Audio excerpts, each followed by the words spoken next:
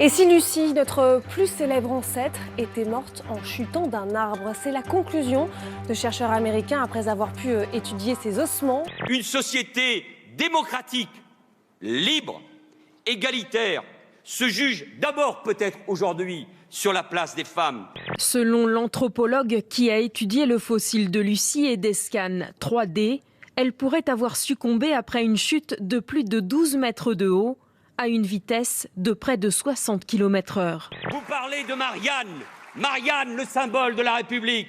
Elle a le sein nu parce qu'elle nourrit le peuple. Elle n'est pas voilée parce qu'elle est libre. C'est ça la République, c'est ça Marianne.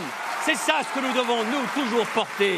Il a le droit d'utiliser cette image, oui. je ne le lui refuse pas, mais il faut les connaître bien, il faut avoir le goût de connaître. Et puis après, je m'en voudrais que l'on enseigne cette idée que l'on est libre parce qu'on est nu.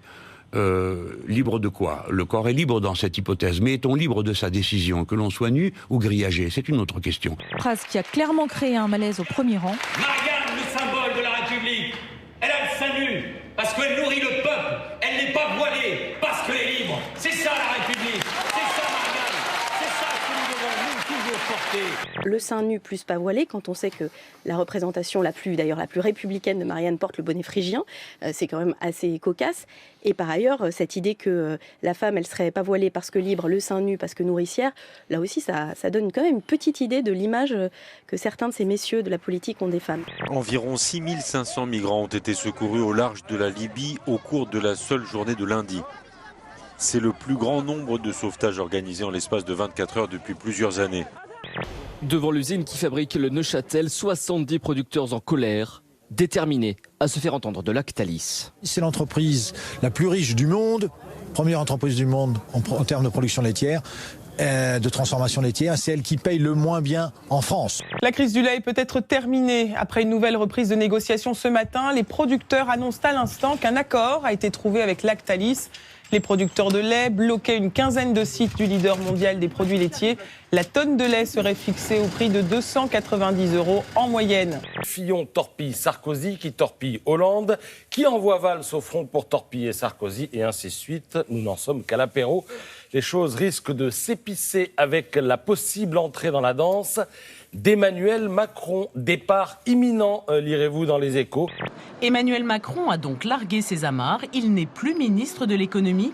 Il vient de remettre sa démission au chef de l'État à l'Élysée. J'ai touché du doigt les limites de notre système politique. Il pousse à des compromis de dernière minute. Il fait la part belle aux peurs des uns et des autres.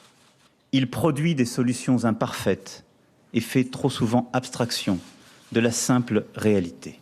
Jean-Christophe Cambadélis, le premier secrétaire du PS, dénonce lui sur Twitter un Kinder Surprise pour convenance personnelle. Lorsque vous êtes ministre, vous êtes tenu à votre champ ministériel, dans un principe de solidarité parfaitement légitime, et cette liberté nécessaire pour proposer autre chose à notre pays n'était pas compatible avec cette fonction. Vous savez, on n'avait déjà pas de politique économique, maintenant on n'a plus de ministre, c'est logique. C'est une amende record qu'a infligée à Apple ce matin la Commission européenne à la suite de 2 ans d'enquête, 13 milliards d'euros.